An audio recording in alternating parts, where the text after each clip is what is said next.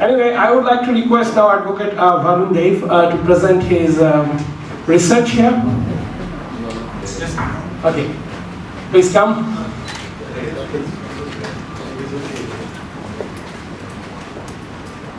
Hello, good afternoon.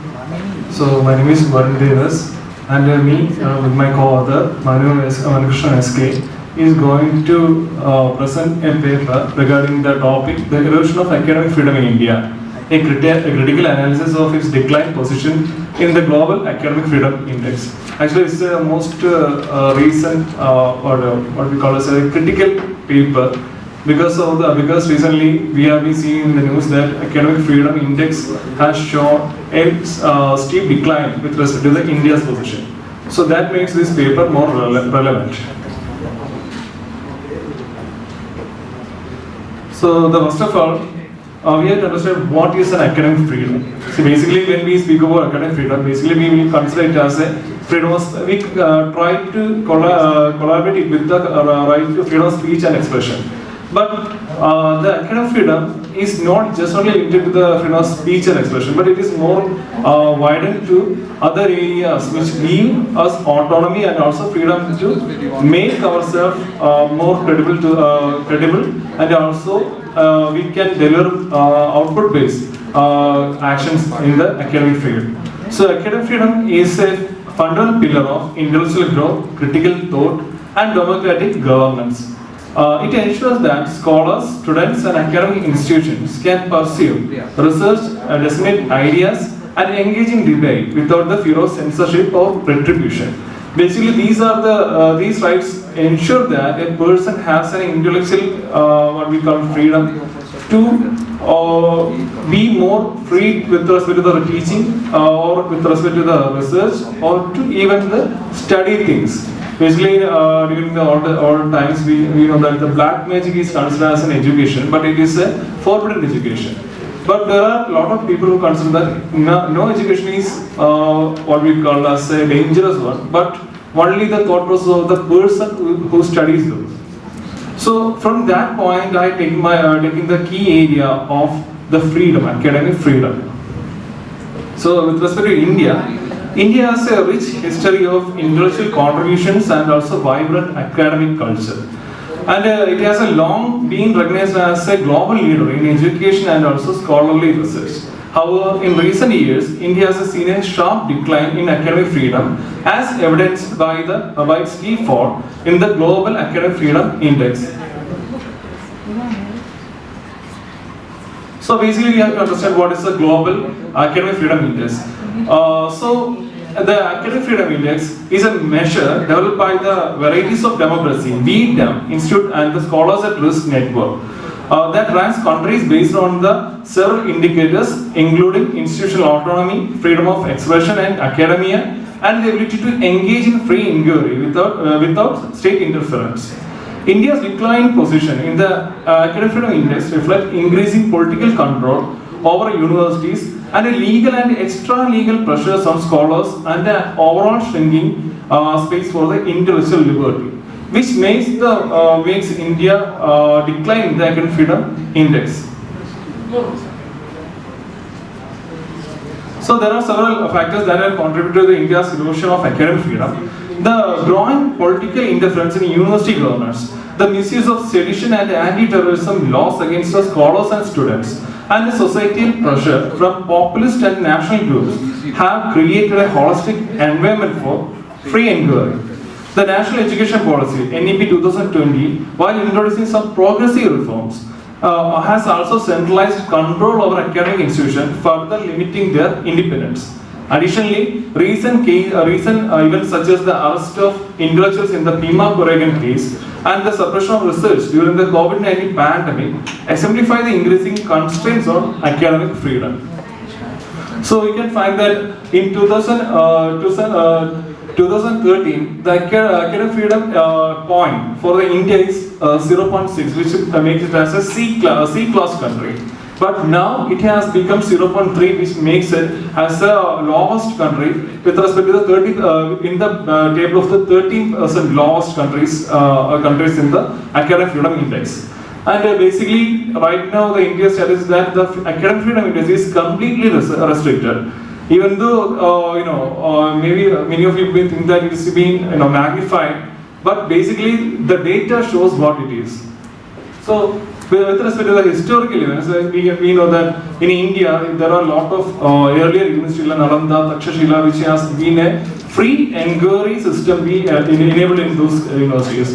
Even for a lot of scholars from the abroad and also the foreign people who are interested to have free inquiry came to India to have a liberty to teach, study and also research on the basic concepts of the social areas, where they consider that only the freedom to inquiry is being promoted in India. Basically, in most of the abroad countries, that time it was more like a religious limitation were there, in which the basic concept and the established norms cannot be challenged, or the studies cannot be made against those. For example, we can consider the best example is the case of Galileo Galilei, in which he has been prosecuted only because he has said Sun is the center of the solar system, while the religious leaders considered Earth to be the center.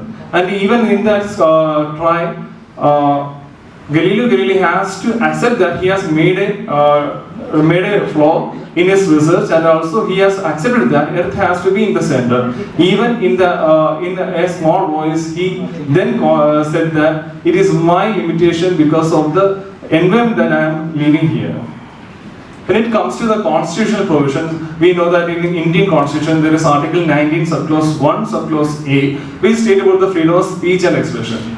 Basically, when it comes to the development of academic freedom, or considering academic freedom as a separate legal protection or a minimum legal protection needed by the academic community for free education or free inquiry, all times it is collaborated and it is considered as a extension of Article 19, Subclause 1, Subclause A, or the freedom to speech and expression. But basically, as I started, the freedom of speech and expression is becoming only one part of the academic freedom. There are a lot of areas which need to be addressed promptly, because in those grey areas, these political repercussions is happening, and the political dictatorship is happening over the academic, plunging into the limited space for the freedom of speech. So, here to consider the key indicators of decline. There are a lot of key indicators. First, I will consider the institutional autonomy. So, right now the UGC, or the regulatory body of the higher education in India, is overpowering the state universities or the university system. Every university has an autonomy to appointment, to create norms for the scholarly purpose, and also they have a systematic framework within which they are providing a freedom or free space for free inquiry. But in recent years, the UGC have been overpowering these university autonomies, making it more limited to the implementing measures only. Like in state universities, which has been established after a state legislation, the rules of the state universities are being overpowered by the UGC, which are through their letters or the regulation. Basically, when it comes to the law against the rules, law has the more importance. But when it comes to in reality, UGC rules have more power over state laws or the university laws. So that's the one key area which shows the political engrossment towards the state institutional autonomy. Then when it comes to the freedom of expression in academia, the recent issues of Bhima Koregan case, where the intellectual activists have been slapped with the UAPA provision only because they have protested against an established norm. And it is considered as their protests are considered to be against the state. And it was framed in such a way that the intellectual people who has been part of the protest has been framed as a terrorist. So this shows the political engrossment towards the freedom of expression also with respect to the academic field, because academic areas need to be free. There must be critical analysis, there must be debates, then only the academic community can grow. But when it comes to the Bhima Koregan case, when they tried to do so, they have been slapped with laws like UAPA, and in JNU with respect to Kaneyuma, when they established a program with respect to the hanging of Afzal Guru, that leads to the slapping of sedition, the charges of sedition, section 124A of Indian Penal Code, which has also been retained in the BNS or the Bharati Nyaya Samhitas, which has a new laws replacing the old Indian Penal Code. So these colonist laws which has been brought up only to suppress the Indian freedom struggle movements, that have been retained by the government only to put them regulated, or the academic community could be regulated, or the public could be regulated, so that they will not arise against the government. So these type of draconian laws are being slapped upon the academic community. That also been a cause for the decline of intellectual freedom in India. Then censorship of research and academic work. Basically, right now we have many of the Indian people know that recently in JNU, one of the students who has made a PhD or the doctoral studies with respect to the Israel and also Palestine issue, and his study has been backed by the government, through the university officials. That research is being explicitly against the government policy standards, so it is being considered as a violation of the friendly relation with the country. So these type of issues are being pulling up the need for an academic freedom regulations, which is being more evident or inevitable in the scenario of India right now. Then the campus integrity and students movement with respect to the most of the cases in JNU and also the Aligarh Muslim University have faced direct attack on student movements and activism, which has tried to start a movement against the government policy, which has been against the social norms and the freedom concepts of India. Then with respect to research funding and academic exchange, mostly there was a reduction in the research fundings, and many of the research funding has been directed to the what we call as the government to elevate the government policies, like in the studies which are with respect to the ICCSR and also UGC. They have been funding for the government policies and government initiatives which has been started last by the 2019, and these activities of government has been promoted with the funding or redirecting the funding to a specific class of research areas, limiting the research space and also autonomy of the researchers. Then when it comes to the so these are the some of the case studies can be considered as the recently the ICCR has delivered two funding opportunities in which they have considered the Jal Jeevan mission of the government initiative that has been started by the NDA government, and also the second one is the solar the renewable energy projects which has been started by the government in 2019. Both the studies has been funded by the ICCR, limiting the scope only to the governmental actions, where the funding, major part of the funding has been redirected to the government policy and governmental areas. So these things has caused a lot of hindrance, and also it has caused a lot of decline in the academic freedom index in the global academic freedom index with respect to the India. So when we compare this with the countries like the Germany or the Scandinavian countries or the USA, they have the minimum legal protection, because in the constitution and also in the basic separate legal provisions, the academic freedom has been explicitly considered. In USA, the organization American Association of University Professors, AAUP, or the activities of the scholars at risk, the NGOs, has been widely accepted to protect the academic freedom in these countries. In Germany, in the Article 3, there has a explicit provision which states that the academic inquiry and scientific inquiry and academic freedom of the institution must be protected and considered as an extension of basic rights in the German constitution. So these areas possibly pointing that a lack of specific laws with respect to the academic freedom is causing a grey area for the countries which they don't have, and these grey areas become a tool for the political or the authoritarian governments to exploit the academic community. So that need to be identified and also addressed in the scenario of India also. So basically the role of scholars at risk is being widely accepted as one of the pioneer in protecting academic freedom, because they have been collecting a lot of data, because in a global level around 6,000 universities are being partner of scholars at risk organization, and through all these institutions they are making a very build up database with respect to protection of academic freedom, and also they are providing lot of opportunities for the threatened process, the academic community, to relocate to the countries where they can have the freedom to research, teaching, and also the freedom of inquiry. So these types of NGOs are very well protecting the academic freedom. Why? The academic community itself is not taking any initiative to protect themselves from the authoritarian governments under the draconian laws they are imposing upon the academic community. So what are the legal developments that we can propose? Basically the legal recommendation that we can propose is that, first one is that to consider academic freedom as a separate genre of right. Because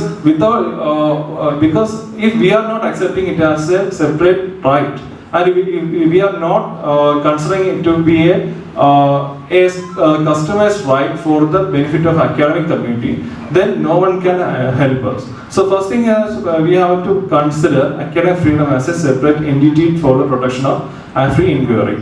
Then legal reforms for the protection of academic freedom must be initiated, like incorporation of specific rules with respect to academic freedom in the university and also in the state laws. Basically, when it comes to the university laws, like for example, from my state, in Kerala University, there is a statutory rule with respect to the acceptance of Kerala government servants service rules. So these rules are being imposed on the imposed upon the university professor also. So basically, as per these rules, a person or a government employee cannot speak against the decisive policies of the government, or the government policies cannot be dissented by the academic community in a public space. So if a person is coming from if a person is an economist, an economic professor is coming for a debate, and if he find out that the government policy is against the economic growth of the state, then he cannot make a remark with respect to that, because if he do so, as per the rule 80 of the Kerala University statutes, then he will be prosecuted under the violation of conduct service rules, and he will be prosecuted based on the guidelines provided for that, because the university professors are considered as the government servants. So these types of legal reforms has to be adopted. Second thing is that depoliticization of university appointments. Basically, we can find that in many of the university appointments, there is a very strong influence of governmental peoples in the appointment nature. So it must be left to the university governments or the system which includes the key stakeholders of the governments. So that way, the depoliticization of university appointments can be minimized. Then promoting transparency and accountability in research funding. Basically, as per the NEP, there is going to be a new foundation, a National Research Foundation, which rules and regulations are not being declared. But it has a body which comments on the possible areas where the research could be promoted. So since the government policy is being highlighted using this research fund, it will limit the research areas of the academic community that need to be readdressed and also reformed based on that.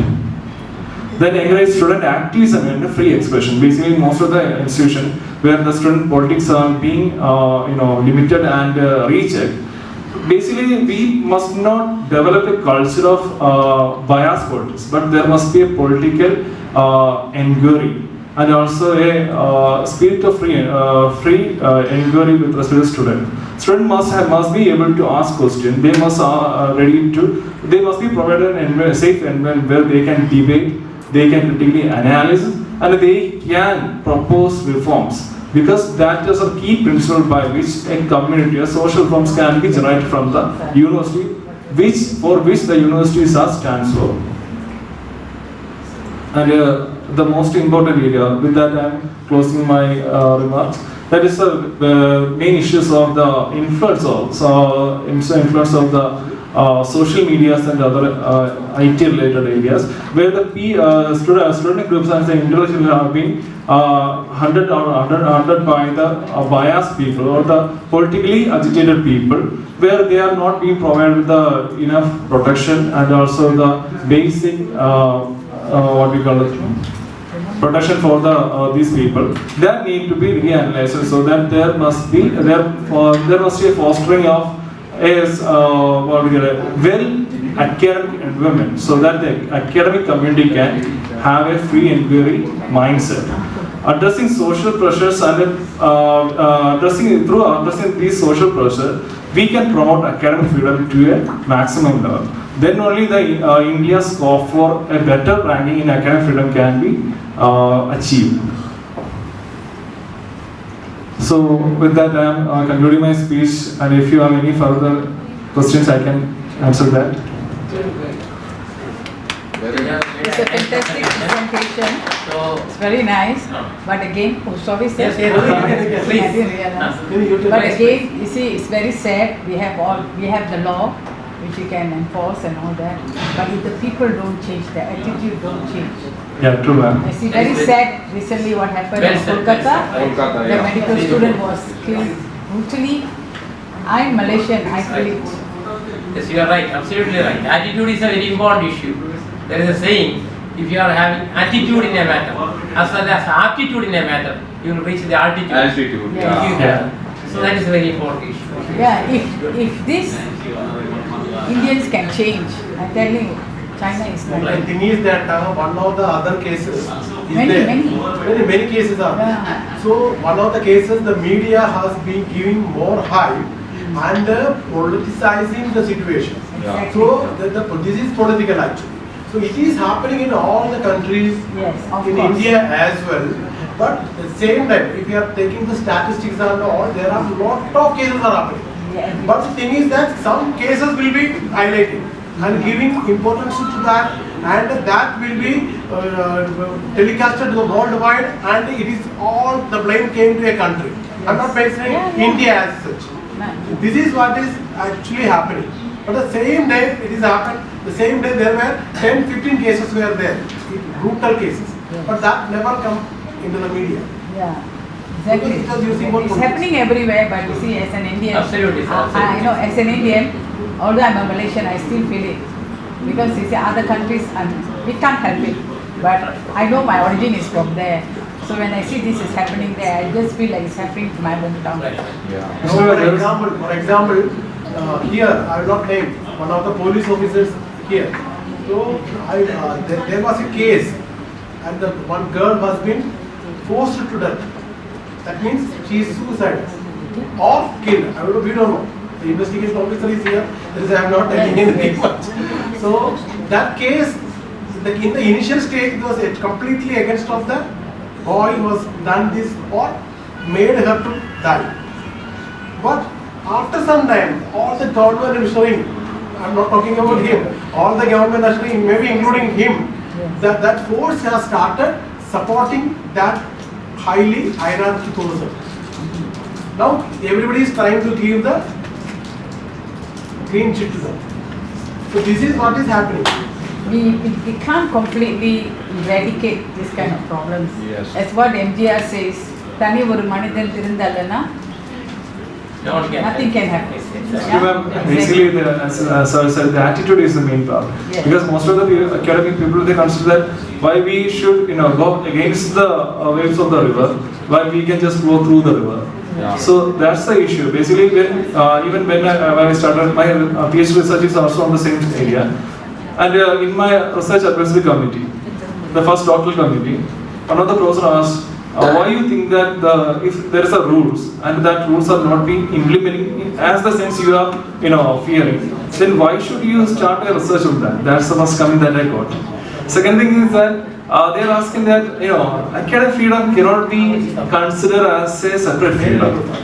Since there is a freedom of speech and expression, why you are asking for academic freedom as a separate genre of freedom?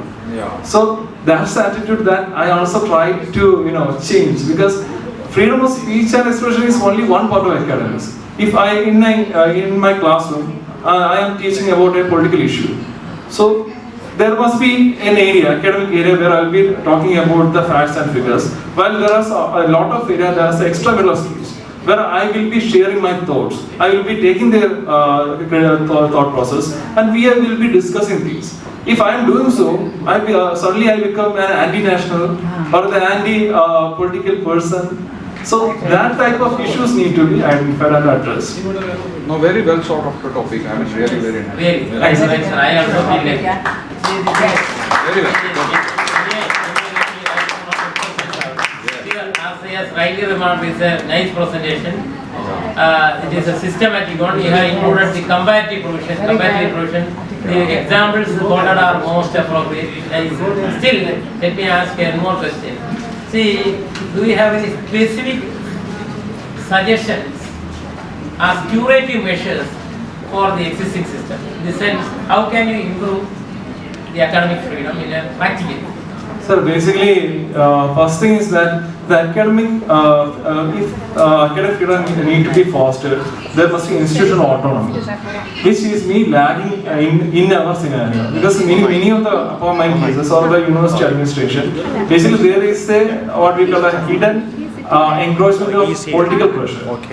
That need to be addressed, and it can be only from inside the university, not the inside the academic people. Even when we see talking about the American Association of University Professors or the Scholars at Risk organization, they are doing their best in their respective countries. But what we are doing is the first question that we need to ask. Because basically, we are like, why should we think about that, or why should we dirt our hands for the cause of others? And if we are actually becoming a prey, if they are becoming today, then we are going to become tomorrow. And this matter is not being aware by or understood by the academic community. That's the main issue happening there.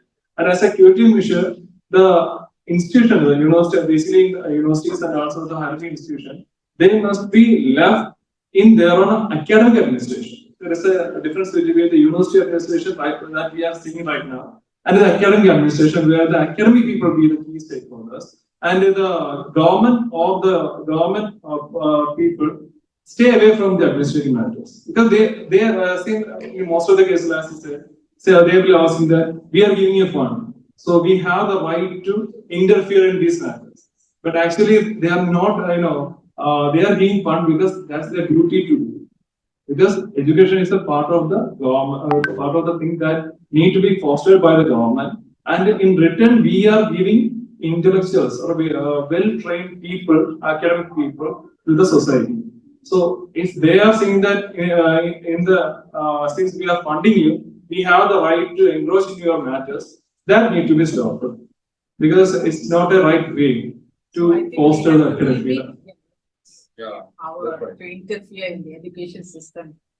See, in Malaysia, the same. The politicians are the one winning the education system. Each time the party wins, the leader, like now in Malaysia, I'm not ashamed to say that I'm very sad, because there are so many professors and all have, left their job and, they're very experienced and all. They did not become the education minister, but a law student. A law graduate becomes the education minister. What she know about academia? This is the case in not only the Malaysia, other countries. Yeah. But in my happening here, I feel very sad. So our education system is going down and down and down. They are not emphasizing on English as well. English is not important. Right. So parents have to send their children to international school. Like Indians, we take initiative to learn English from home. Actually, I can give one more example. Recently, the PCA, Bar Council of India, has given a letter stating that the law colleges or the law institution, other than the national law universities and the public funded universities, are allowed to use the word Indian, national, or any such thing that represented the nation in their competition. So basically, that letter has been right now it is in force. And the academic community is very much silent with respect to that, because they consider it's the corrective method to do just allow that, because what we are losing. But basically, through that small steps, they are trying to, what we call, grab the academic community in all under their grasp. Say one more last question. One more question. Your co-author can also contribute. Sure. Can you explain the relation between academic freedom and marginalized sector, marginalized voice, and also the student movements? Can you correlate this? To be specific, as we have research to the same, what we found was, like my co-presenter just said, that is erosion of academic freedom, and how can it be related to suppression? That is a question. So drawing a direct relation will be, you can say it will be directly proportional. That is, as we are increasing academic freedom, the suppression will be decreased. That will be.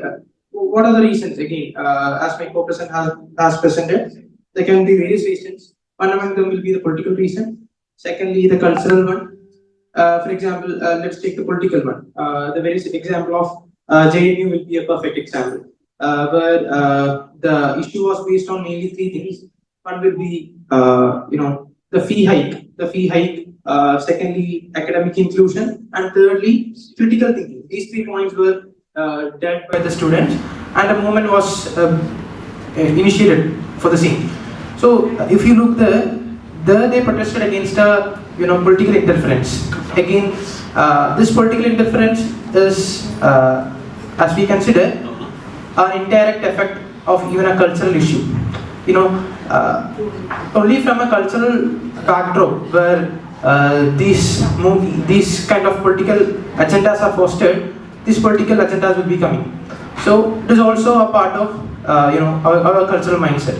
So we can relate it to, that is, the suppression can be result of this political and cultural influence, and that can be directly, indirectly the result of the society itself. So yes, the relation will be directly proportional.